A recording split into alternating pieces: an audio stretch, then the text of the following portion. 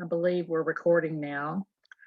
Um, I would just like to take this opportunity to introduce everyone to Shane Elmore.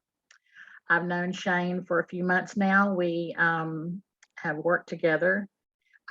Shane is a nurse. He's also a farmer, and he also is a farming consultant. He's been given the opportunity to do some very extensive training with a lady by the name of Nicole Master. She's the author of the book For the Love of Soil. And when we first talked about this, I was excited about a lot of the potential that he's learning on this. So with that, I would like to turn this over to you, Shane. Thank you for visiting with me today and kind of sharing with the group what you've learned in all of this. My first question to you is, why are you focusing on soil? Yeah, well, the reason I'm focusing on the soil is I'm really working on an area where everything kind of comes together. And I've even got this little chart here when I'm looking at, I'm looking at the soil, I'm looking at plants, animal health, and human health, and everything kind of collides right here in the middle. And everything is based off of a healthy microbiology in the soil. And the problem is our soils, they're dying, and it's having a huge impact not only on human health. One of the big things that I'm concerned about when dealing, with the soil is all the chemicals and things that we've put in it. I think it's part trying to create bigger yields, but we've done this so long that the soil is very sick. We can test this. We know this 100%. So that's what we call a micro soil. It's just not functioning properly. Plants, plants, unless they're sick, they don't get attacked by bugs or disease. And the same is really true for us. And so the same microbial dysbiosis that we're seeing in the soil, we're seeing in the human body as well. So my journey from a nurse to farming to consulting has put me in a place where I'm really focused on that impact zone, and that comes down to really focusing on the soil and focusing on the farmer. I just love how all of that's kind of meshing together. That's just really exciting to hear. And I like how you talk about that the soil, we're all connected, and it really impacts everything. So can you give us a brief synopsis on what the soil in training is? What kind of things you're learning? Can you go into a little bit of depth about that? Yeah, so what we're doing, it's really a radically traditional form of farming. It's probably the way that your great grandparents farmed. And before that time, a lot of the practices have been the same for thousands of years, and we passed it on and we called it culture. But really in the early 1900s is when companies came in and created fertilizers. Again, well-intended, but within the next 70 years, we saw like a 10x increase in the corn yields and things like that. So again, there's a lot of unintended consequences. One of the things that we see is that when a human is giving, say, nitrogen to the plants, to the soil, they kind of back off and say, if you're giving me this nitrogen, I no longer have to work anything else in this soil. So they just kind of throw their hands up. They're getting all the nitrogen that they need. And so that disconnection causes disease and illness and things like that. And so one of the challenges that we have is you have these farmers. These farmers are using these chemicals. They're one of the sickest people in our population. I believe the farmer is what the canary in the coal mine, right? If our food really is the source of the toxin, then those who are closest to the source will be impacted the greatest. And so these farmers, they're sick. Cancer, Parkinson's, Alzheimer's. They're 3 times more likely to commit suicide than the general population. In the last few years, suicide is up 40%. These people are stressed and they're losing their farms.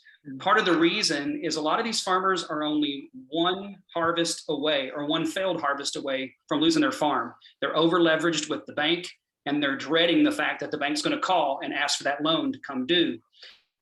So we're coming in, learning how to work with the soil in a natural way, but it's almost as farmers' land is almost like it's hooked on methamphetamines or something, like it's hooked on, they have to wean off of it.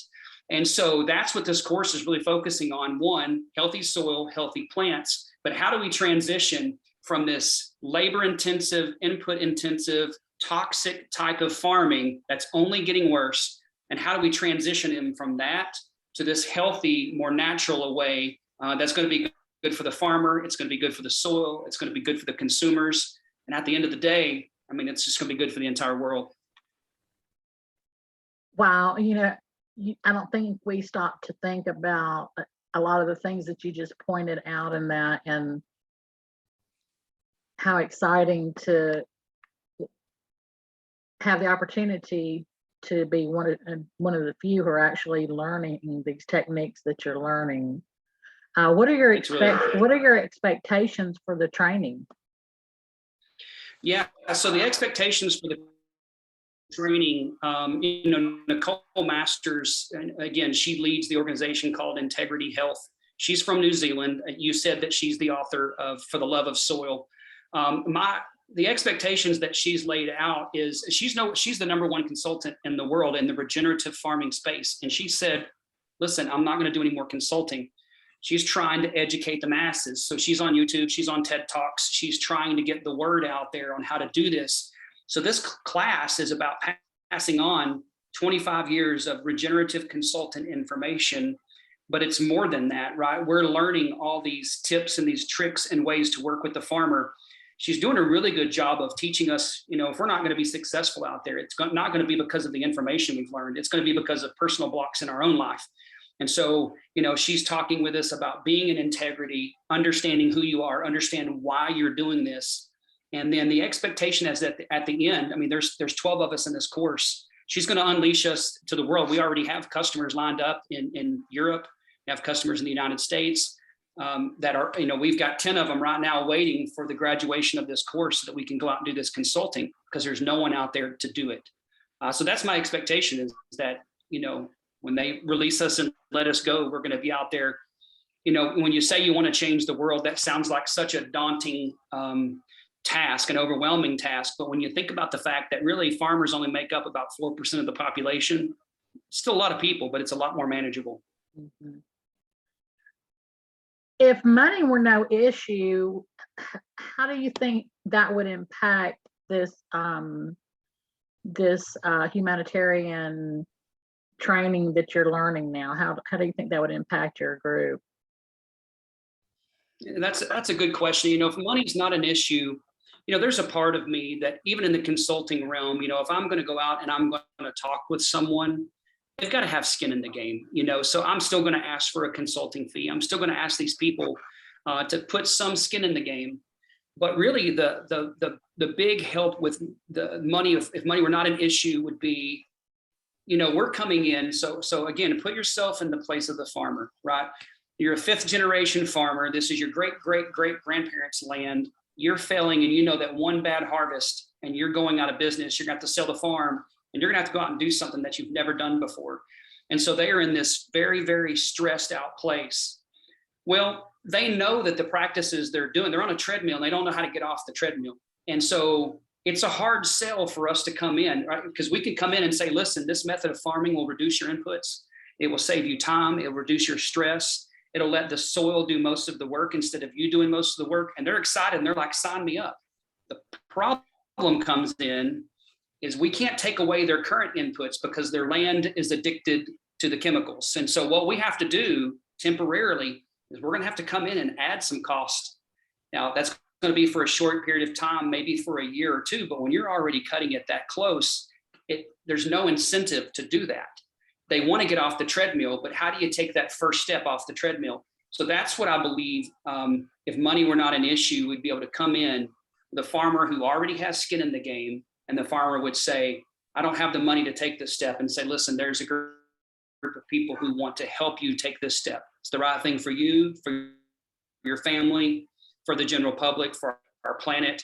We're going to help you take that step. Once they get off the treadmill and they begin to see the success and we begin to wean down on all those other inputs, I mean, the system's a go from there. They won't go back. So that, to me, that's the best use of of funds, if they weren't an issue, if money weren't an issue, that's what I would focus on, is helping them make that transition. That's perfect. I love how you tied all that in together. Shane, I'd like to thank you for taking your time, and I'm going to present this to our group. And if we have any other things that we need to draw out of you, I might call you back. But thank you so much for your time and your participation in this project. Thank you very much. Yeah, and thanks for the time and the conversation. All right. Thank you. Bye-bye.